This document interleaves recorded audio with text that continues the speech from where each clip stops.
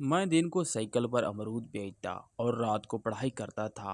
अब्बा गुस्सा करते थे कि 4 पैसे कमा कर लाता है, वो भी किताबों पर ज़ाया कर देता है। घर वालों को बताए बिना मैंने मुकाबले का इम्तिहान दिया। जिस दिन रिजल्ट आना था, अमरूद बेचकर जैसे ही घर पहुंचा तो घर के सामने लोगों का हजूम जमा था।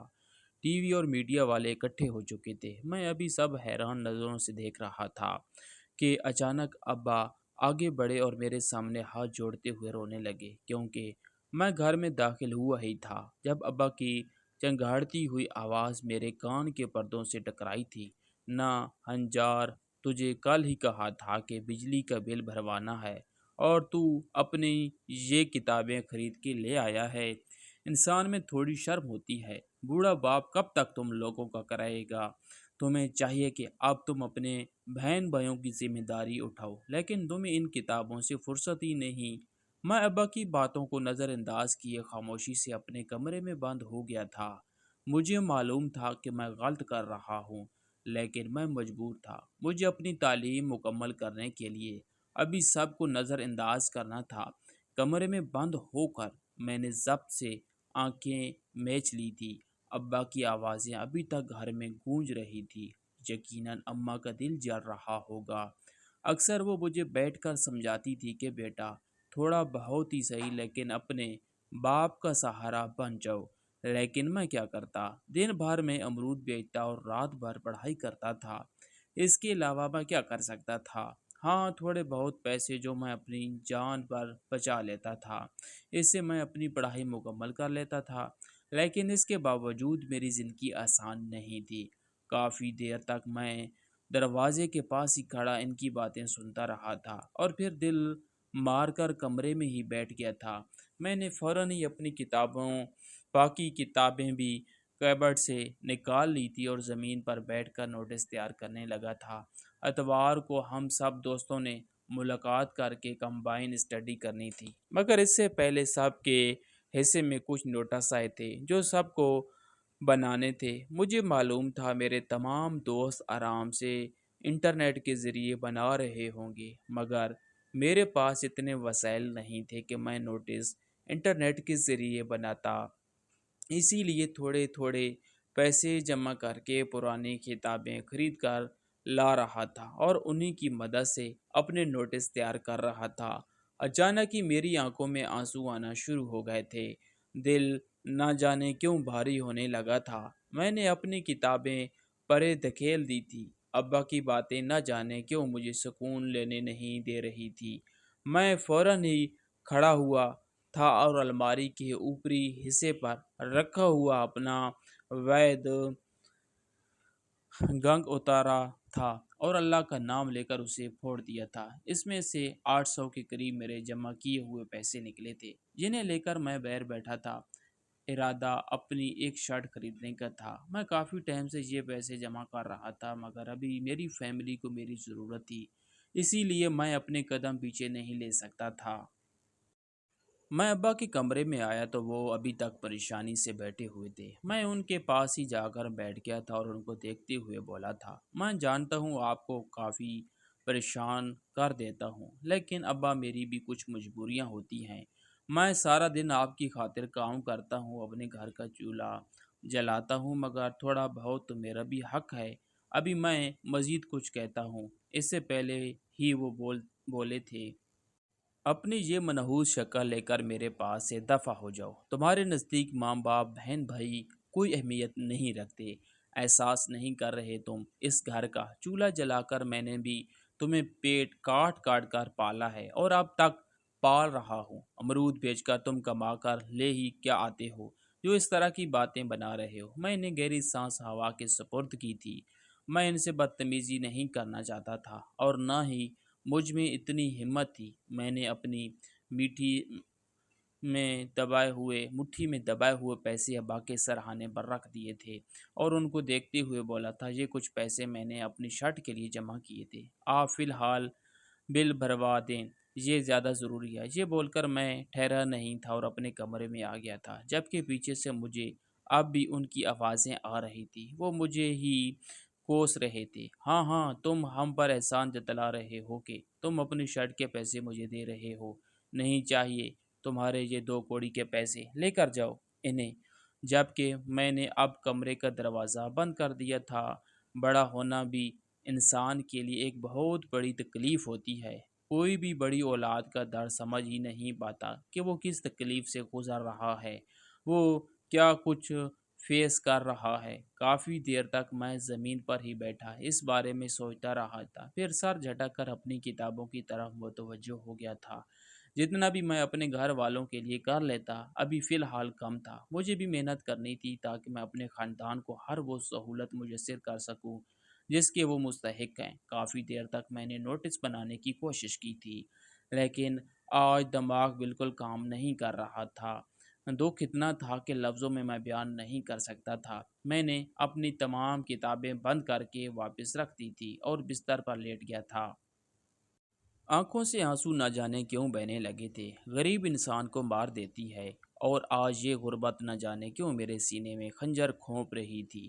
پوری رات میری روتے روتے ہی گزر گئی تھی۔ میں اپنی تکلیف کسی کو بیان نہیں کرتا تھا، نہ ہی کسی کے سامنے اپنے آنسو دکھاتا تھا، مگر تنہائی مجھے کاٹ کھانے کو دوڑتی تھی۔ تقریباً صبح 4 بجے کے قریب میں نے گہری سانس لے کر اپنے اندر اٹھتے ہوا وبال کو ٹھنڈا کیا تھا اور واش روم جا کر وضو بنایا تھا۔ تھوڑی دیر بعد ہی فجر ہونا شروع ہو گئی تھی۔ میں فوراً ہی باہر آ گیا تھا۔ اذان کے مکمل ہوتے ہی میں نماز کے لیے کھڑا ہو گیا تھا۔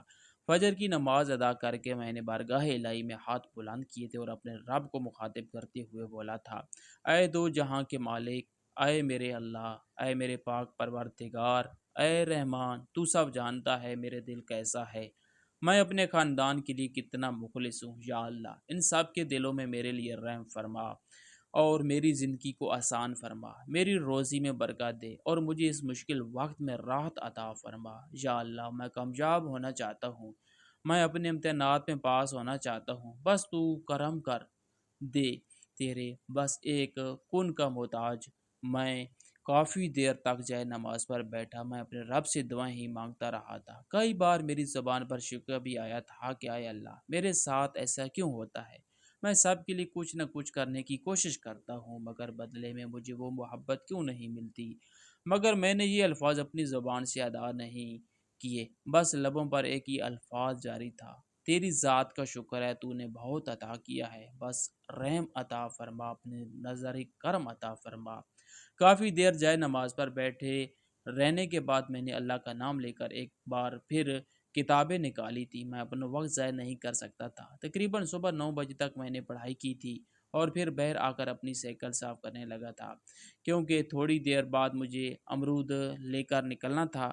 ابھی میں اپنی سائیکل صاف ہی کر رہا تھا جب اچانک ابا نے وہی پیسے جو میں نے رات کو انہیں دیے تھے وہ میرے منہ پر مارے تھے۔ میں نے گھبرا کر ان کی طرف دیکھا تھا۔ وہ مجھے دیکھتے ہوئے بولے تھے، رات کو کہا تھا نا یہ نہیں چاہیے مجھے، پھر کیوں میرے سرہانے تم چھوڑ کر گئے تھے؟ مجھے تمہارا احسان نہیں چاہیے، تم نے مجھے کیوں کہیں کا نہیں چھوڑا؟ جتنی بے عزتی تم نے میری کروانی تھی تم کروا چکے ہو۔ اب یہ پیسے رکھو اور اپنا گزارا خود کرو، میرا اور تمہارا اب کوئی تعلق نہیں ہے، میں اپنے چھوٹے بچوں کا پیٹ پال لوں گا۔ ابا کی بات سن کر میں فوراً بولا تھا، کیا ہو گیا ہے آپ کو؟ میں نے کچھ نہیں کہا آپ سے، بس آپ سے ایک ہی بات کہی تھی کہ آپ بلا وجہ غصہ کر رہے ہیں۔ میں مزید کچھ کہتا اور اس سے پہلے ہی انہوں نے ایک زوردار لات میری کمر میں ماری تھی اور مجھے دیکھتے ہوئے بولے تھے، کہا ہے نا خاموش رہو ورنہ تمہاری چمڑی ادھیڑ دوں گا۔ ان کی باتیں سن کر میں چپ ہو گیا تھا۔ میری کمر میں تکلیف کی ایک لہر دوڑ گئی تھی، لیکن میں پھر بھی کچھ نہیں بولا تھا۔ خاموشی سے پیسے اٹھا کر جیب میں رکھ لیے تھے اور جلدی جلدی سائیکل صاف کر کے گھر سے نکل گیا تھا۔ میں بے وجہ کی بدمزگی نہیں چاہتا تھا، تکلیف حد سے زیادہ تھی، لیکن اب میں نے اپنے چہرے پر سختی کا خول چڑھا لیا تھا۔ گرمیوں کی یہ سخت دوپہر میرا پورا وجود جلسا رہی تھی، مگر میں اپنی تکلیف تر تکلیفیں بلائے چاروں ڈگر گھوم کر امرود بیچ رہا تھا، اور آج نہ جانے اللہ کا احسان تھا یا میری قسمت، آج آمدنی کافی اچھی ہوئی تھی۔ شام سے پہلے ہی میرے سارے امرود فروخت ہو گئے تھے، مگر میں گھر نہیں گیا تھا کیونکہ جانتا تھا یہ وقت ابا کے گھر آنے کا ہے اور اس وقت ان کا پارا ہمیشہ ہی چڑھا رہتا ہے۔ میں ایک طرف چھاؤں میں اپنی سائیکل لے کر بیٹھ گیا تھا اور اپنی کتابیں نکال کر اسے بیٹھ کر پڑھنے لگا تھا۔ بار بار میری آنکھوں میں آنسو آ رہے تھے۔ ابا کا رویہ بار بار میری آنکھوں کے سامنے آ رہا تھا، مگر میں سر جھٹکتا جا رہا تھا۔ انسان زندگی میں کسی بھی دکھ سے گزر جاتا ہے لیکن ماں باپ کی بے اتنائی اسے مار دیتی ہے۔ کافی دیر تک میں وہیں بیٹھا ایک ٹاپک کو یاد کرتا رہا اور پھر تقریباً شام کے بعد میں نے گھر کی راہ لی تھی۔ میں اپنی سائیکل لے کر گھر میں داخل ہوا تو میری اماں روتے ہوئے میرے سینے سے لگ گئی تھی۔ ان کو روتا دیکھ میں نے پریشان ہو کر ان سے پوچھا تھا کیا ہوا، سب ٹھیک ہے؟ ابا کہاں پر ہیں؟ آپ کو کچھ ہوا ہے کیا؟ میری بات سن کر وہ تڑپ کر بولی تھی تم نے وقت دیکھا ہے کیا ہو رہا ہے؟ تمہاری ماں کی یہاں جان سولی پر اٹکی ہوئی تھی۔ تم جانتے ہو میرے دل پر کیا گزرتی ہے جب تم وقت سے گھر نہیں آتے۔ مجھے کیا معلوم صبح تم دونوں باپ بیٹے کے درمیان کیا ہوا ہے۔ تم بے وجہ اپنے باپ کی سزا ماں کو کیوں دیتے ہو؟ ان کی بات سن کر میں نرمی سے بولا تھا ماں کیا ہو گیا آپ کو؟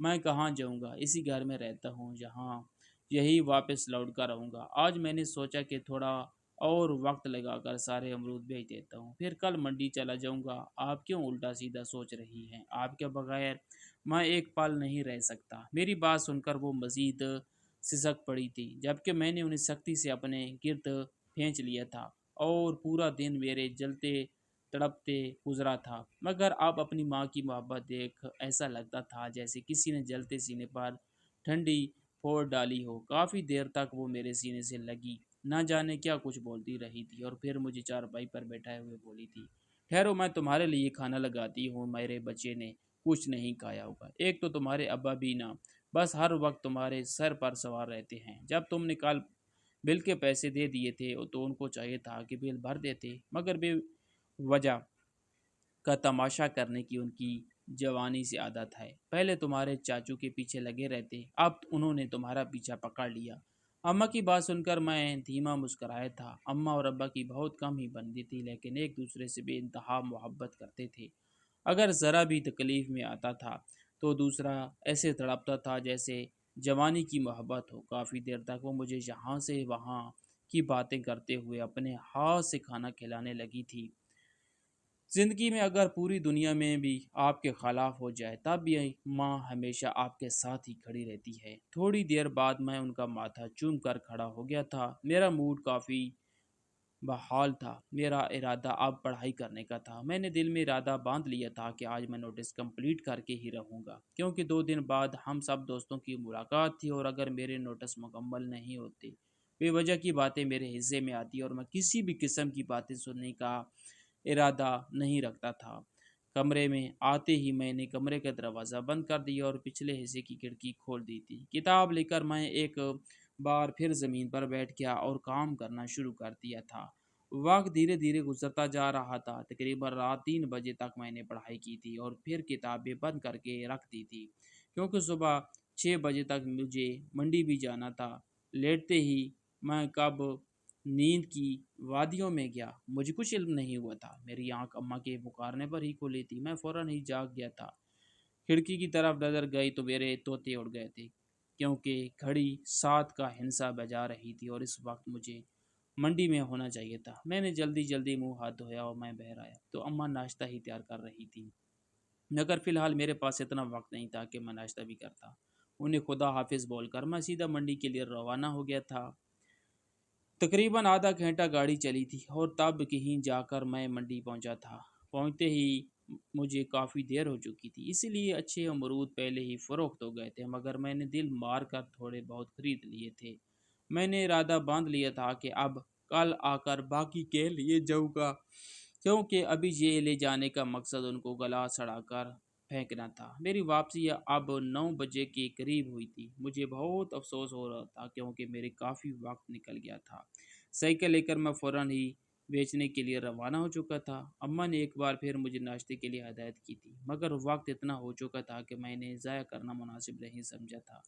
گلیوں میں نکل تھی، کافی لوگوں نے مجھ سے شکوہ شروع کر دیا، ہم تمہاری ہی کب سے انتظار کر رہے ہیں۔ میں باقاعدہ طور پر امرود کو کاٹ کر اور اس پر مسالہ چھڑک دیتا تھا، جس کی وجہ سے کافی اسکول کے بچے میرے امرود صبح صبح کھاتے ہوئے جاتے تھے، مگر آج دیر ہونے کی وجہ سے میرا کافی نقصان ہو چکا تھا کیونکہ بچے اسکول چلے گئے تھے۔ تھوڑی بہت ہی امرود فروخت ہوئے تھے۔ میں نے فوراً ہی اپنی سائیکل ایک سکول کے سامنے لگائی تھی، دل میں یہی خواہش تھی کہ واپسی پر بچے خرید لیں گے، اور اللہ تعالیٰ سے دعا کرنے لگا تھا۔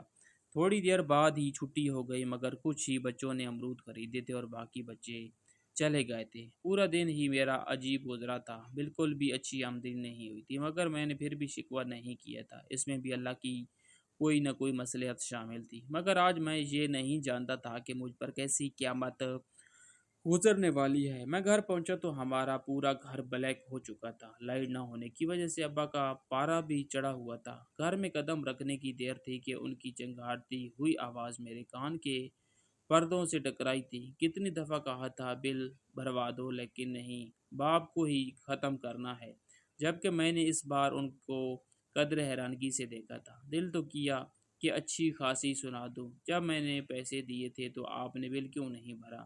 آپ بے وجہ کی باتیں بنانے کا کیا مقصد؟ مگر فی الحال میں نے چپ چاپ بل اٹھایا تھا اور دکان کی طرف بڑھ گیا تھا۔ بل بھروا دینے کے بعد جب میں لوٹا تو ابا الیکٹریشین سے تار جڑوا رہے تھے جو نمائندے کے لوگ کاٹ کر لے گئے تھے۔ میں نے اپنا سر جھٹک دیا تھا اور اماں کو دیکھتے ہوئے بولا تھا، مجھے بہت بھوک لگ رہی ہے، صبح سے ناشتہ بھی نہیں کیا، بس 2 امرود کھائے ہیں، آپ کھانا دے دیں۔ جبکہ وہ تو یہ بات سنتے ہی تڑپ اٹھی تھی اور مجھے دیکھتے ہوئے بولی تھی، تمہیں کتنا روکا تھا لیکن تمہیں میری بات سمجھ ہی نہیں آتی، ماں کی تو تمہیں پرواہ ہی نہیں ہے۔ ان کی باتیں سن کر میں دھیما مسکرایا تھا اور ان کو دیکھتے ہوئے بولا تھا، آج آپ ہی کی تو پرواہ ہے، ورنہ میں اس گھر میں رہوں ایسا ممکن نہیں۔ یہ کہتے ہی میں کمرے میں چلا گیا تھا، جبکہ پیچھے سے ابا کی مجھے خوب باتوں کی آوازیں آ رہی تھی۔ وہ مجھ پر غصہ کر رہے تھے، مگر میں پرسکون تھا۔ رات بھر میں نے معمول کے مطابق اپنی پڑھائی کی تھی۔ اگلے روز میں لازمی منڈی جا کر وقت سے امرود خرید کے لیے آیا تھا، تاکہ آگے آنے والے دن مجھے پریشانی نہ ہو۔ اتوار کی صبح ابا نے کافی سختی سے مجھے ٹوکا تھا کہ تم کتابیں اٹھا کر کہیں جا رہے ہو، سائیکل لے کر نکلو، مگر آج میں کسی کی نہیں سن سکتا، کیونکہ اس کمبائنڈ اسٹڈی کا مطلب بہت کچھ سیکھنا تھا جو وہ لوگ بڑے بڑے ٹیوشن سے سیکھ کر آئے تھے۔ میں ان سے مدد لے سکتا تھا اور اتنا بڑا موقع میں اپنے ہاتھ سے جانے نہیں دے سکتا تھا۔ اگر میرے پاس پیسے ہوتے تو میں بھی کبھی کمبائن اسٹڈی نہیں کرتا، بلکہ اپنے کام پر ہی لگا رہتا، مگر فی الحال مجھے اپنا دن ضائع کرنا ہی تھا۔ میں اپنے دوست کے گھر پہنچا تو سب نے مجھے ایک جیسی عزت دی تھی، کسی نے بھی مجھے غریب بول کر بھگایا نہیں تھا۔ بے شک وہ سب امیر تھے، لیکن ان سب میں انسانیت تھی، وہ بالکل بھی مجھے حقیر نہیں سمجھتے تھے۔ کافی دیر تک ہم لوگوں نے پڑھائی کی تھی اور میں تقریباً دوپہر 3 بجے گھر لوٹا تھا۔ ابا نے آتے ہی مجھے گالیاں دینا شروع کر دی تھی کہ کہاں آوارہ گردی کرنے کے لیے گئے ہوئے تھے، تمہیں گھر کا بالکل ہوش نہیں ہے، کتنے لوگ دروازے پر آ کر گئے ہیں، کیا آج امرود بیچنے کے لیے تم نہیں آئے؟ اس طرح گاہکی خراب ہوتی ہے۔ لیکن میں کچھ نہیں بولا تھا۔ ایک لمحے کے لیے دل میں خیال پیدا ہوا تھا کہ ابا کو بتا دوں میں کیا ارادہ رکھتا ہوں اور کہاں سے آ رہا ہوں، لیکن میں جانتا تھا ان کو بتانا اپنے پاؤں پر کلہاڑی مارنے کے مترادف ہوگا، اسی لیے میں چپ ہی رہا تھا۔ میں نے اب چپ کا روزہ رکھ لیا تھا۔ کچھ کہنے سے صرف اور صرف انسان کی عزت میں گھاٹا ہی آتا ہے، اسی لیے میں نے خاموشی رکھ کر زندگی گزارنے کا عہد کر لیا تھا۔ وقت اور تیزی سے گزرتا جا رہا تھا۔ ابا اب خاموش رہنے لگے تھے، وہ بھی مجھے زیادہ نہیں بولتے تھے، کیونکہ میں اب وقت سے پیسے بھی دے دیا کرتا تھا اور اپنی پڑھائی کے لیے الگ سے بچا بھی لیتا تھا۔ وہ تو خدا کا شکر ہے کہ مجھے اسکالرشپ مل گئی تھی، اگر مجھے اسکالرشپ نہیں ملتی تو کبھی بھی میں اپنی تعلیم کو مکمل کرنے کے قابل نہیں ہو پاتا۔ میں CSS کا امتحان دینا چاہتا تھا، مگر اس کے لیے بھی پڑھائی کی اشد ضرورت تھی۔ 1 ماہ بعد میرے امتحانات تھے، اب مقابلہ کافی سخت ہو گیا تھا، کمبائنڈ اسٹڈی ختم ہو چکی تھی۔ ہر ہم ہر اتوار کو ملاقات کر کے پڑھتے تھے۔ اب وہ معاملہ بھی ٹھنڈا پڑ گیا تھا۔ اب کافی ٹینشن ہونے لگی تھی، کیونکہ کمبائنڈ اسٹڈی کے ذریعے مجھے بہت مدد مل جاتی تھی۔ میرے پاس اتنے پیسے نہیں تھے کہ میں بڑے بڑے ٹیوشن لیتا، میرے دوست وغیرہ ہی ٹیوشن لیتے تھے، جن کی بدولت مجھے اچھے نوٹس بھی ملتے تھے اور سمجھنے کو بھی بہت کچھ مل جاتا تھا۔ میرے چہرے کی اڑی ہوئی ہوائیاں دیکھ کر میرے اماں میرے پاس آ کر بیٹھ گئی تھی۔ میں بالکل خاموشی سے برآمدے میں بیٹھا ہوا خلا میں گور رہا تھا۔ وہ مجھے دیکھتے ہوئے بولی تھی، کچھ ہوا ہے؟ تم مجھے کافی پریشان لگ رہے ہو۔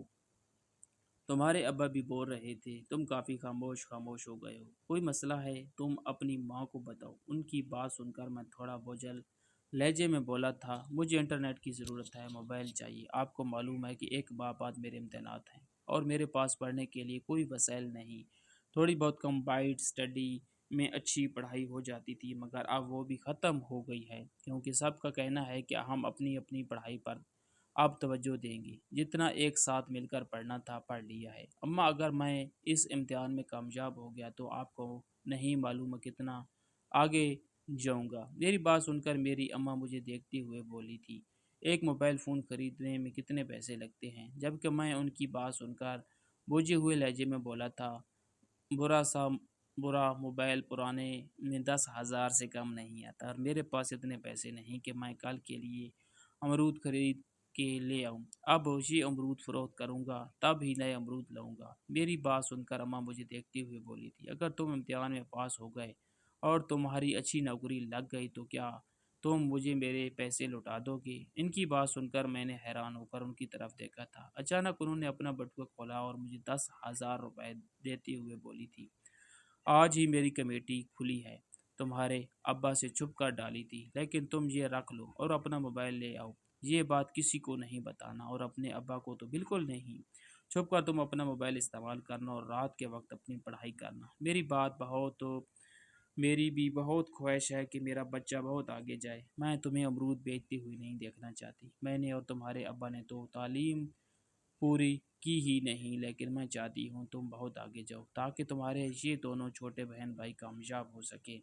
اماں کی بات سن کر میری آنکھوں میں آنسو آ گئے تھے۔ 10,000 میرے لیے بہت قیمتی تھے، لیکن میرا دل نہیں مان رہا تھا۔ نہ جانے کیوں مجھے خطرہ محسوس ہو رہا تھا کہ اگر میں فیل ہو گیا تو اماں کے پیسے ڈوب جائیں گے۔ میں نے انہیں پیسے واپس کرنے کی ٹھان لی تھی، مگر انہوں نے مجھے منع کر دیا۔